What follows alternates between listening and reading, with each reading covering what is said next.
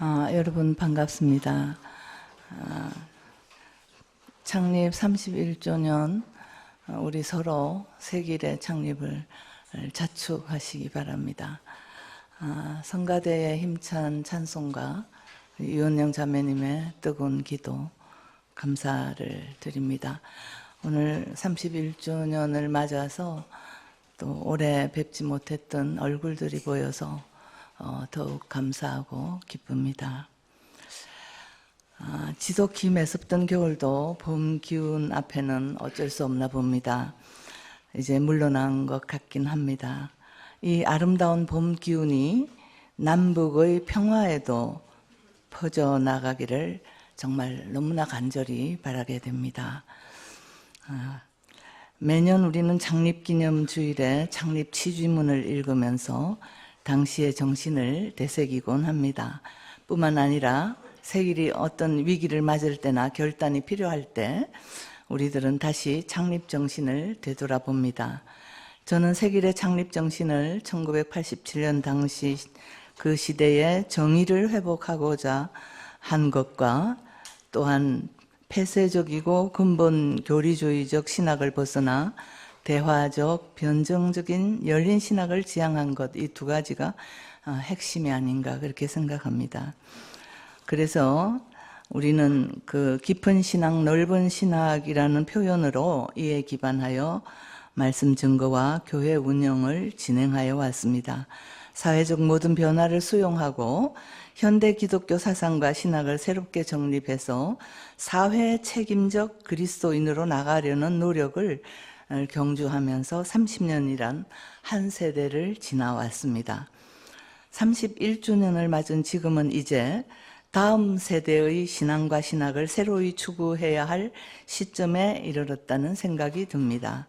세길 역사의 단절을 말하는 것이 아니라 지나온 역사를 이으면서 지금의 시대를 어떻게 읽고 해석하고 그래서 어떻게 살 것인가를 다시 생각해야 하는 시점이라는 말입니다. 우리는 21세기를 이미 5분의 1이나 벌써 지났죠. 혹자는 20세기를 경제의 시대라 하고 21세기는 문화의 시대다 이렇게 말합니다.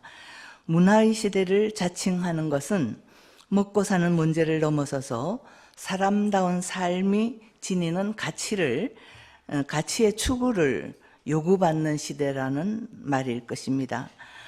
이는 로봇과 공존해야 한다는 등 4차 혁명의 과학기술 시대의 인간 문제를 생각해야 할 점도 있겠지만 그보다는 인간성이 실종된 듯한 지금의 사회 상황에서 이 문제는 심각히 생각할 문제가 아닌가 싶습니다.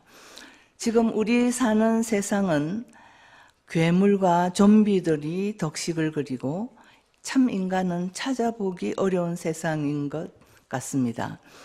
보물처럼 터져나오는 성폭력 괴물들, 권력 괴물, 돈 괴물 등 온갖 괴물들이 약자들을 고통스럽게 괴롭히고 있는 세상에서 우리는 괴물의 지배를 받는 줄도 모르고 태연스레 살고 있지 않은가요? 이런 세상에서 무엇이 우리를 사람이게 할 수 있을까? 오늘 설교 제목은 나전산 출판사에서 출판한 책의 제목에 의존했습니다. 그 중에서도 강남선 선생의 글을 많이 참고했습니다. 참 사람이게 하는 그 무엇에 대한 탐색을 저는 세 가지 이야기로부터 시작할까 합니다. 첫 번째 이야기입니다. 몇 해 전 남편과 함께 정말 재미있는 한 영화를 보았습니다. 정말 재미있었어요. 그런데 며칠 후 둘이 똑같이 그 영화 제목도 내용도 전혀 기억이 나지 않았습니다. 아무리 생각을 해도 참 재미있었는데 그것만 생각이 났어요. 이렇게 치매가 시작되는구나 이런 불안감마저 생겼습니다. 그리고 며칠이 지났는데 어느 순간에 둘이 거의 같은 순간에 쇼생크 탈출! 하고 소리쳤습니다. 여러분들도 많이 보셨을 줄 압니다만 참 재미있는 영화죠. 그 영화 중에서 제가 좀 감기가 있어서 물을 좀 자주 마시게 될 것 같습니다.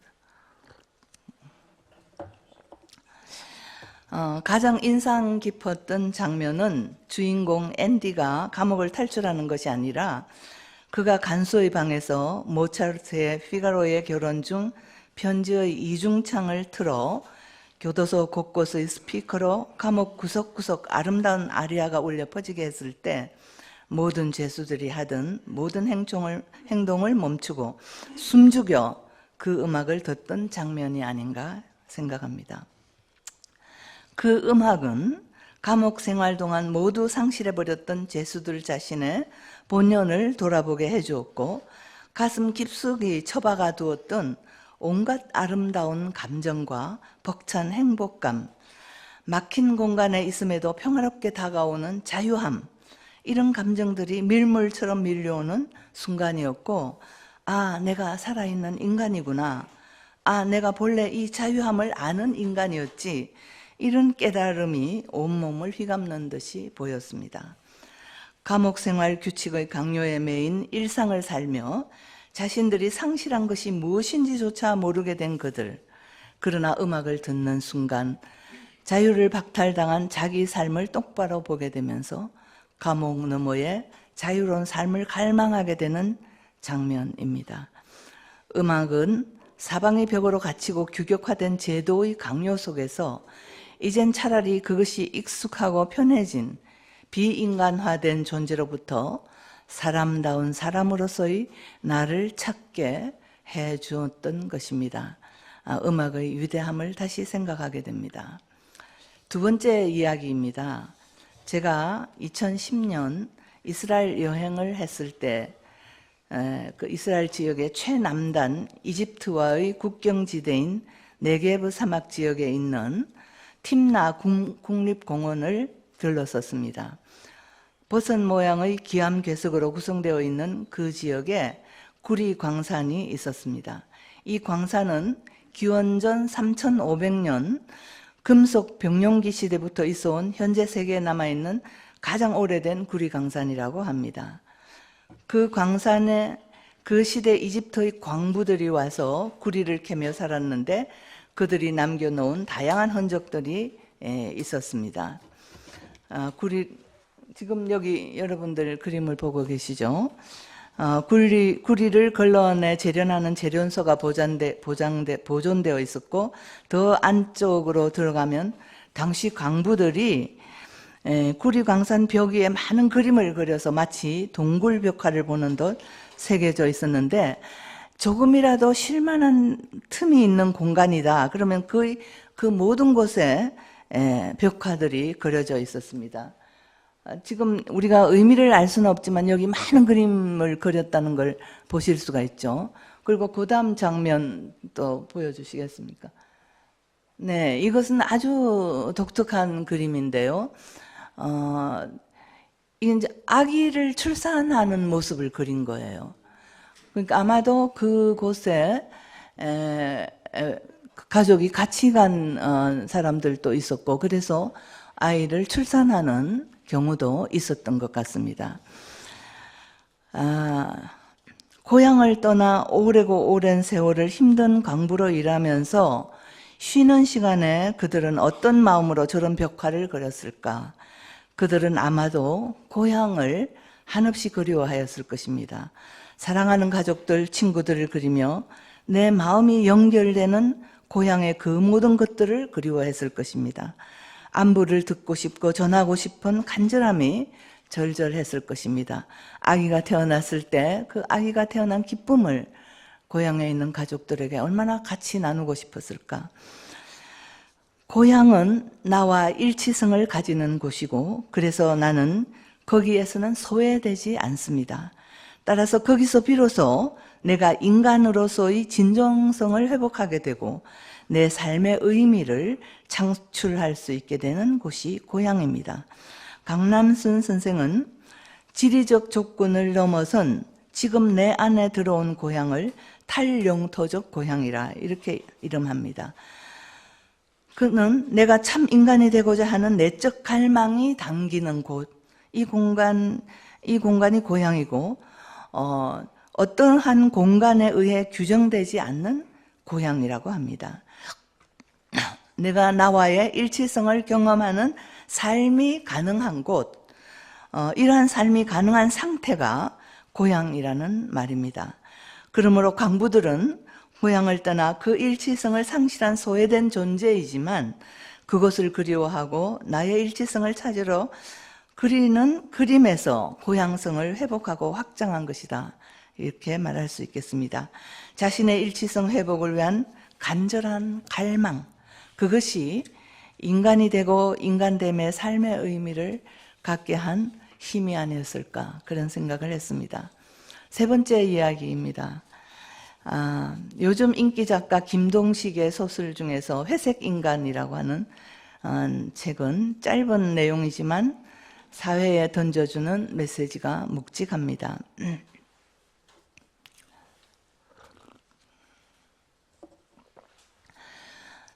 그는 인간이란 존재가 밑바닥까지 추락했을 때 그들에게 있어 문화란 하등 쓸모없는 것이었다라는 말로 글을 시작합니다.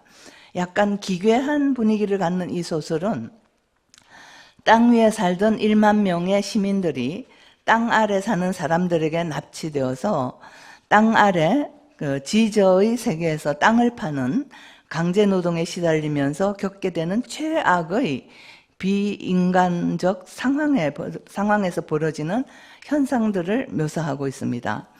처음엔 저항도 해보고 누군가 구원해 줄 것이라는 희망도 가져보고 탈출도 시도해보지만 모든 것은 숲으로 돌아갔고 결국 체념하고 강제노동의 현실을 받아들여 정말 인간 같지 않은 삶을 살게 됩니다. 어느 정도로 비인간적이었냐 하면 땅을 파는 곡괭이 자루를 갉아먹어 자루가 반토막이 됐고 그것을 심지어 훔쳐먹기까지 했다고 합니다. 땅을 많이 판 자가 우선적으로 빵을 먹는다. 이런 규칙 때문에 누가 죽는지도 모르고 땅을 팠다고 합니다. 밑바닥까지 추락한 존재에겐 그저 배고픔을 느끼는 몸뚱이 외엔 아무것도 남지 않았다. 작가는 흙가루를 뒤집어 쓴 이들을 회색인간이라고 부릅니다. 그런데 이 작가의 상상력이 대단합니다. 어느 날 한 여인이 노래를 불렀고 회색인간들은 그 여인을 돌팔매질했습니다. 그런데도 이 여인은 계속 노래를 불렀습니다. 그런데 어느 날 또 한 남자가 벽에다 돌멩이로 그림을 그렸습니다. 그도 매를 맞았지만 계속 그림을 그렸고 여인도 화가도 배가 고파 죽어가면서도 노래 부르고 그림을 그렸습니다. 그런데 어느 날 누군가 이들에게 자기 빵을 나누어 주었습니다. 그리고 화가에겐 이곳의 모습을 다 그려달라고 부탁을 했습니다. 손톱과 손끝이 닳아져 나간 이 손, 그리고 한쪽 발목을 잃은 사람을, 앙상한 뼈만 남은 저 몸들을 그려달라고 했습니다. 이때 한 청년이 힘겹게 일어나면서 나는 소설가입니다. 이곳의 모든 것을 쓸 수 있습니다. 이렇게 말했고 한 중년 여인이 소설가 청년에게 자기가 얼마나 배고픈지를 쓸 수 있냐고 물었습니다. 청년은 그 극단의 배고픔을 참으면서 모든 배고픔에 대한 이야기를 읊었습니다. 소설을 쓸 수 있다 했습니다. 여인은 자기 빵을 주며 우리의 이야기를 꼭 써달라고 부탁했습니다. 그래서 여인의 노래도 화가의 그림도 소설가의 이야기 되뇌임도 계속되었습니다. 사람들이 서서히 변해갔고 노래를 흥얼거리기도 하고 함께 그림도 그리고 이야기를 종일 외우기도 했다 합니다. 여전히 사람들은 죽어나갔고 배가 고팠지만 그런데 돌가루가 아무리 날아와도 그들은 더 이상 회색 인간이 아니었고 그들은 원래의 사람 모습이었다고 저자는 끝을 맺습니다. 매우 상징적인 이야기입니다. 자유의 갈망, 내 존재의 일치성을 회복하려는 열정, 그리고 극한의 상황에서도 인간 존재로 회복시켜가는 인간 내면 깊숙이 자리 잡고 있는 이 작은 불씨, 이런 것들을 우리는 이 이야기로부터 볼 수 있었습니다. 아무리 극한적 상황에 처할지라도 인간 내면 깊이에 감춰 있는 인간을 인간이게 해주는 씨앗 혹은 불씨, 그 불씨의 힘이 자신도 그리고 다른 인간 모두를 더 이상 비인간이 아닌 사람으로 회복시킨 것이라고 생각됩니다. 이 이야기들 자체로서도 우리는 무엇이 우리를 인간이게 하는가, 이 제목에 대한 많은 토론과 답을 찾을 수 있을 것이라 생각합니다. 저는 이제 성서 이야기를 조명하려고 합니다. 성서는 인간이 하나님의 형상대로 창조되었다고 오늘 읽은 본문에서 말하고 있습니다. 이것은 기독교 인간학의 근원입니다. 하나님의 형상이 무엇인가, 거기에 대해서 성서는 구체적으로 제시하고 있지 않습니다. 그렇기 때문에 2000년 기독교 역사에서 이 하나님의 형상에 대한 수많은 논리들이 전개되긴 했습니다. 그러나 저는 구약 성서 신학자 김희곤 교수의 해석에 의지해서 세 가지 의미를 여기서 함께 나누려고 합니다. 첫째, 우리가 하나님의 형상으로 창조되었다는 것은 인간이 피조물인 사실을 강조한다는 점입니다. 성서는 확고하게 인간은 결코 창조자인 신이 아니라고 합니다. 이는 인간 신격화가 절대 있을 수 없고 동시에 인간의 비인격화도 있을 수 없다는 말입니다. 고대 근동 사회에서 신의 형상은 그 나라의 왕의 존재에게만 부여되고 인정될 수 있었습니다. 그런데 성서는 이를 거부하고 모든 인간이 신의 형상으로 창조된 존재임을 선포합니다. 이 말은 동시에 창조자 신 앞에서는 모두가 평등한 인간들이고 존엄한 인간 존재라는 것을 함께 선언하고 있다는 말입니다. 두 번째, 하나님의 형상대로 창조되었다는 말은 인간이 신의 과제를 부여받은 존재임을 말한다고 김 교수는 해석을 합니다. 오늘 읽은 본문에서도 인간에게 이 만물을 다스리라 하는 과제를 부여하고 있는 것을 우리가 들었습니다. 그 과제는 통치와 공존의 과제라고 하는데요. 하나님은 인간을 창조하신 후 만물을 다스리라는 과제를 줍니다. 근데 이제 정복하고 다스리라 이런 표현을 하고 있는데 이것을 함부로 권력적으로 만물에 상관하라는 것으로 잘못 기독교가 해석함으로써 인간 중심적 권력주의적 태도로 자연과 인간과 세상과 관계를 기독교가 맺어왔기 때문에 이에 대한 많은 비판을 받고 있습니다. 그러나 원래 하나님으로부터 부여받은 이 통치는 하나님의 일을 위임받은 책임이 수반된 것이지 인간의 마음대로 다스리는 것은 아니라는 것입니다. 인간은 다만 하나님으로부터 위임받은 수임 통치권을 가진 존재일 뿐입니다. 따라서 인간의 권력에 대한 제한적 책임적 존재로서의 자각을 성서는 하나님의 형상에서 요구하고 있다는 것입니다.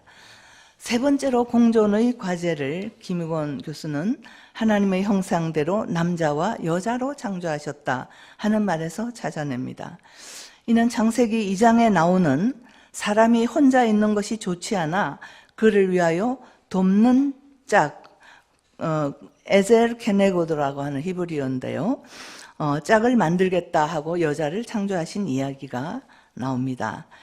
김 교수는 이 구절과 연결시키면서 이것을 공존의 과제다 이렇게 말합니다.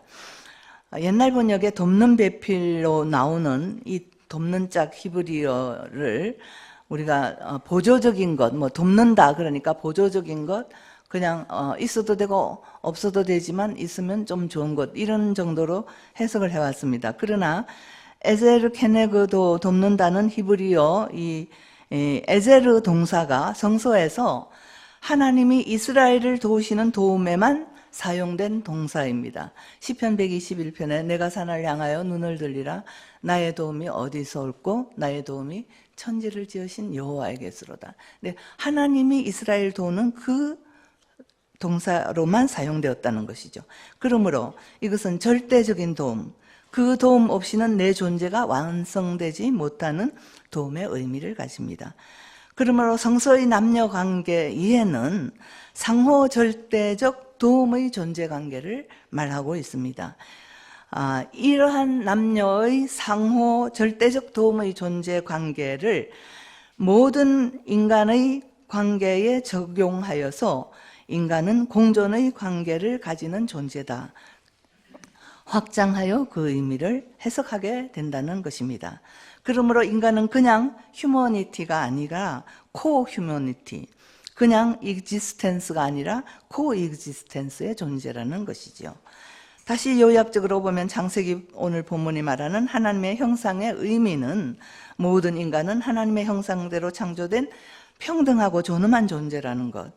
여기에서 누구도 제외될 수 없습니다. 어떤 누구도 우리가 마음대로 제외시킬 수 없습니다. 인간의 지배 권력의 제한과 동시에 만물에 대한 책임적 존재이고 나아가 상호 도우는 공존의 관계로서의 존재임을 성서는 선포하고 있습니다.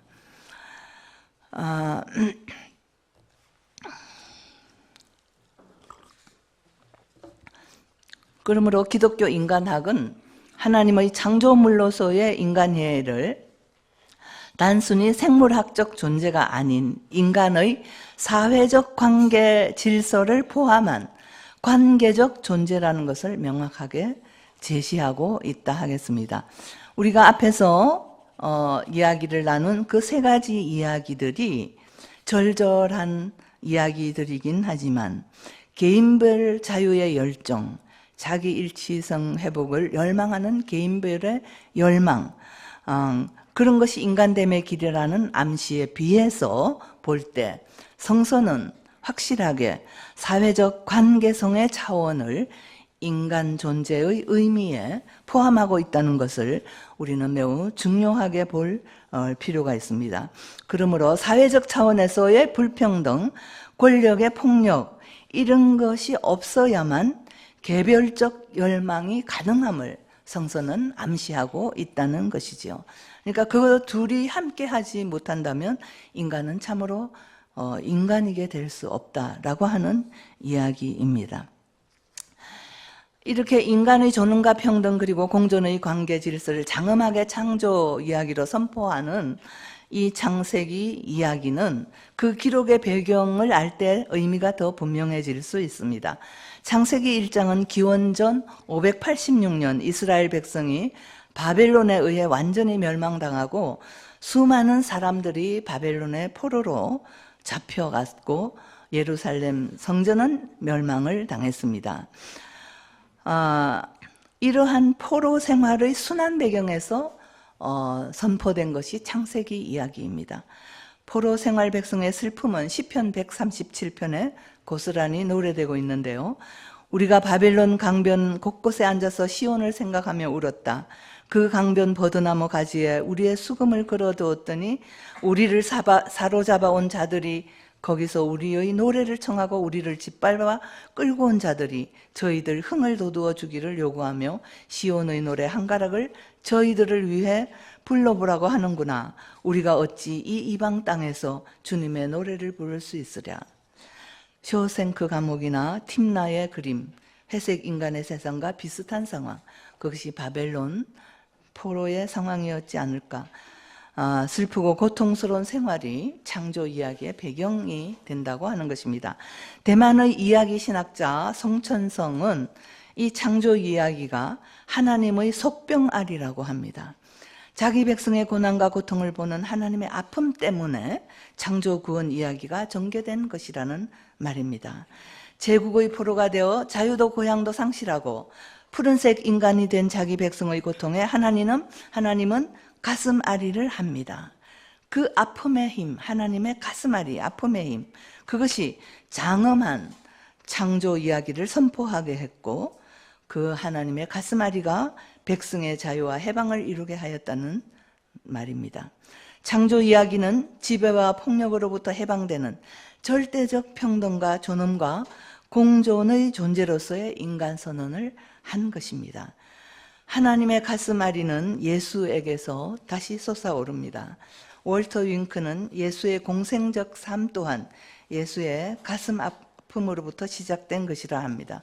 오늘 읽은 본문 마가복음에 우리는 예수께서 무리를 보시고 불쌍히 여기셨다, 민망히 여기셨다 이런 표현을 볼 수 있습니다. 윙크는 사람에 대한 사랑이 그를 하나님의 부르심으로 몰아갔다 이렇게 말합니다. 로마 제국 지배와 종교 권력의 폭력에 시달리고 고통당하는 무리를 보면서 그의 가슴앓이는 저들을 불쌍히 여겨 그들을 치유하고 위로하면서 새로운 세상인 하나님 나라의 질서를 보여주었다고 하는 것입니다. 이 월터 윙크라는 분은요, 자기가 평생 예수 연구를 했는데 그 결과는 지배체제에 대한 비판으로서의 예수 이해를 하는 것이 가장 예수 이해의 핵심이고 뼈대이다, 이렇게 말하고 있습니다. 그런데 이 지배체제에 대한 비판이 예수의 이해였는데, 교회는 이 예수의 말과는 완전히 반대로 지배체제의 교회를 적응시키는 데 역사를 이루어왔다 하는 것입니다. 예수가 세상에서 구현하고자 한 것은 지배 없는 하나님 나라의 질서였습니다.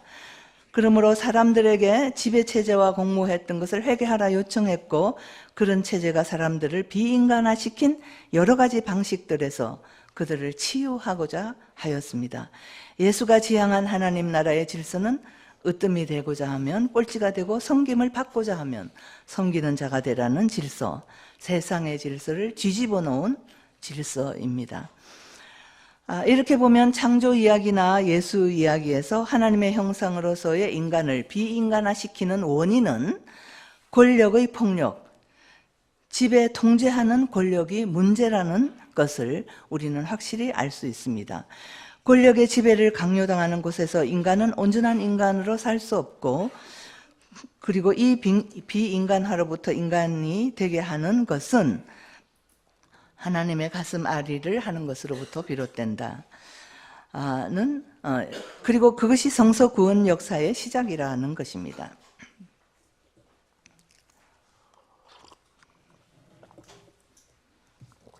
저는 이 하나님의 가슴 앓이가 하나님의 인간 창조에서 하나님이 심어 놓으신 하나님의 형상이 아닐까, 이런 상상을 했습니다. 하나님의 가슴 앓이는 분노와 비판과 저항, 그리고 그것을 넘어서는 새로운 질서의 비전을 담고 있습니다. 우리의 모든 가슴 앓이, 불행을 보고 폭력의 불행을 보면서 우리도 가슴 앓이를 하면서 바로 이 하나님의 가슴 앓이와 같은 분노와 비판과 저항, 그리고 그것을 넘어서는 새로운 질서의 비전을 찾는 것이 하나님의 형상을 우리가 회복하는 일이 아닌가, 그렇게 생각을 했습니다. 그래서 이제 우리에게 중요한 것은 내 속에 있는 이 불씨를 자각해내는 것이며, 어떤 조건에서도 끈질기게 이 불씨를 키워나가는 노력을 하는 것이다. 자유의 갈망, 내 존재의 일치성을 향한 열정, 끈질기게 내 내면의 깊은 소리를 쏟아내는 희망을 갖는 이 모든 것들이 하나님이 우리들에게 주신 하나님의 형상의 불씨이고, 그것을 우리가 자각하고 깨우쳐 나가는 것, 그것이 오늘 우리의 과제가 아닌가, 그런 생각을 합니다. 여기에 하나님 나라가 시작된다고 저는 생각합니다. 내 속의 하나님의 형상이 살아날 때 우리 모두의 하나님의 형상이 살아나 우리를 인간이게 하기 때문입니다. 요즘 미투 운동이 활발하게 일어나고 있습니다. 아주대 노명우 교수는 이 운동이 야만의 세월을 끝내자는 비상경보기다, 이렇게 말하고, 이것은 우리 모두가 인간임을 증명할 수 있는 마지막 기회가 아직 남아있음을 알리는 신호라고 합니다. 이 운동은 그 오랜 세월 동안 관습이란 이름으로 감옥을 만들고 여성들을 땅 아래에서 살게 한 권력 괴물, 하나님의 형상을 파괴한 자들에 대한 심판 운동입니다. 이 고통에 우리 모두 가슴 앓이를 해야 하고, 그래서 하나님의 형상을 회복해야 합니다. 하나님의 형상의 불씨를 가진 이들의 행진이 이제 시작되어야 합니다. 그러나 가장 하층에서 신음하는 여성들의 소리는 아직 우리가 듣지 못하고 있습니다. 그들은 소리도 내지 못하고 있습니다. 이주민 여성들, 장애인 여성들, 탈북자들 등 이들의 소리가 들릴 수 있도록 함께 해야 할 것입니다. 개신교가 이 운동에 아직 잠잠하다고들 합니다. 개신교가 시작되면 아마 경천동지할 일이 일어날 것 같습니다. 사실 개신교는 2010년 이미 이 운동이 일어났습니다. PD 수첩에 한 여성이 3.1교회 담임 목사 전병욱에게 성추행당한 것을 제보하면서 시작됐고, 많은 제보자들이 참여했고 인터넷 카페도 만들어지고 숨바꼭질이라는 책도 나왔어요. 그러나 아직 미완의 문제가 되고 있고 소속 노회도 청회도 아무 관심을 기울이지 않고 있습니다. 그 목사는 면직 1년 반 만에 새 교회를 시작해서 잘 운영하고 있습니다. 그의 지지자들은 증언자들을 이단으로 몰고 있는 지경입니다. 지금의 한국 기독교는 그들의 경전인 성서의 맨 처음에 나오는 창세기 1장의 하나님의 형상대로 사람을 창조한 이 귀절도 제대로 읽지 못하는 문맹들이 아닌가 싶습니다. 이 사순절 절기에 우리는 예수의 순환을 어떻게 기억합니까? 고통당하는 자들의 소리는 외면한 채 과시관을 만들어서 쓰고 십자가 형태의 모형을 짊어지고 행진하는 것이 진정한 예수 순환에 대한 명상일까요? 지배체제 권력에 저항하여 모든 사람들의 하나님의 형상을 회복시키려 했던 예수를 저들은 알지 못하고 있는 모양입니다. 성서는 저들에게 어떻게 읽히고 있는 것일까요? 또다시 많은 물음을 하게 됩니다. 권력 가진 괴물의 세상에서 우리가 인간이기에 되는 길은 하나님의 형상을 회복하는 일이고, 이것이 세길의 다음 세대의 과제임에 틀림없다고 생각합니다. 기도하시겠습니다. 우리를 당신의 형상대로 창조하신 하나님, 당신의 형상을 이 세대에 회복하고자 합니다. 우리와 함께하여 주시어 온 세상이 당신의 형상으로 가득 차게 인도하여 주옵소서. 예수님 이름으로 기도드렸습니다.